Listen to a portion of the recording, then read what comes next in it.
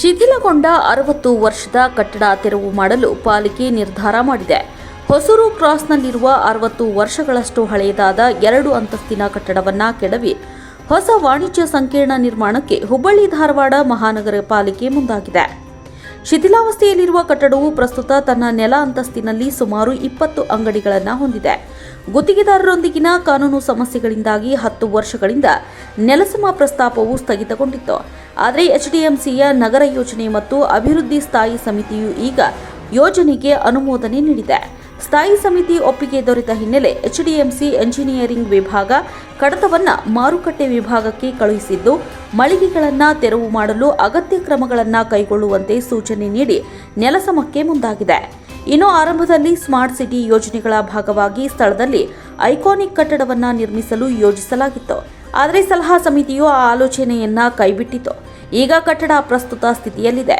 ಪ್ರತಿ ಸಾಮಾನ್ಯ ಸಭೆಯಲ್ಲೂ ಕಾರ್ಪೊರೇಟರ್ಗಳು ದಶಕಗಳಿಂದ ಖಾಲಿ ಬಿದ್ದಿರುವ ವಾಣಿಜ್ಯ ಸಂಕೀರ್ಣಗಳ ಬಳಕೆಯನ್ನು ಸಕ್ರಿಯಗೊಳಿಸುವ ಮೂಲಕ ಪಾಲಿಕೆಯ ಆದಾಯವನ್ನು ಹೆಚ್ಚಿಸಲು ಒತ್ತಾಯಿಸುತ್ತಾರೆ.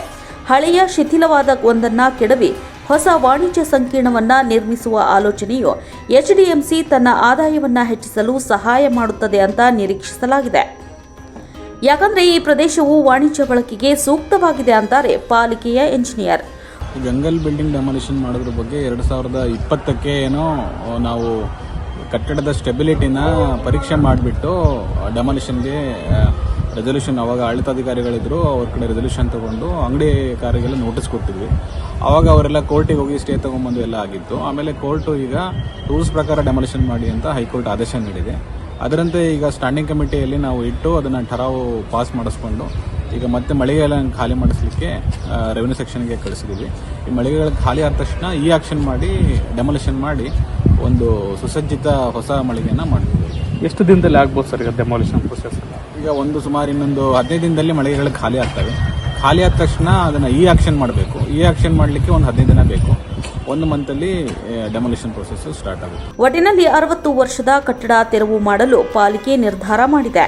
ಅಲ್ಲದೆ ಪಾಲಿಕೆ ಒಡೆತನದ ಬಹುತೇಕ ಹಳೆಯ ಕಟ್ಟಡ ತೆರವು ಮಾಡಿ ಹೊಸ ಕಟ್ಟಡ ನಿರ್ಮಾಣ ಮಾಡುವ ಮೂಲಕ ಹೊಸ ಟಚ್ ನೀಡಲು ಮುಂದಾಗಿದೆ.